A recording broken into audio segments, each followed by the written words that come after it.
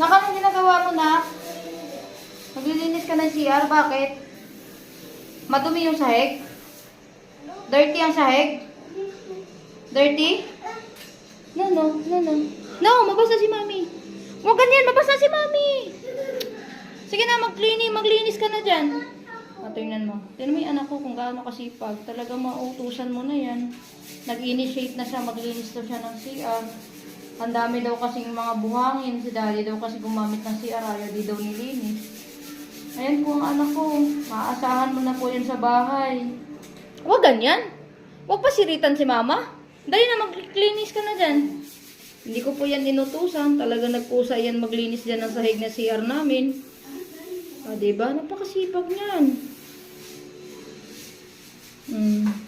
Yan ang batang malinis sa bahay. Sino ang hindi marunong maglinis, anak? Daddy! Sino pa? Mommy!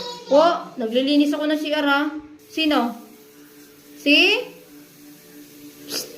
Sino di marunong maglinis sa CR? Huy, hindi yan sinashampuan. Tama na yan, love. Tama na yan. Huwag na maglaro. Tama na yan. Enough na yan. Papatay na ni mami ilaw. Ayan ang anak ko. Gusto niyan malinis. Kasi nga, nagre-reklamo yan pag marami din buhok ang CR namin. Kasi may mga naliligo. Kunyari, di pinupulot ng nanay niya. Sinong nagliligo dyan na di marunong magpulot? Sino? Nanay? Alam mo na, Sabi niya, si Nanay Lindin daw, di na marunong magkuha ng buhok dyan. Kaya lagi niya sinasabi, Mami, dami buhok dito CR, Mami.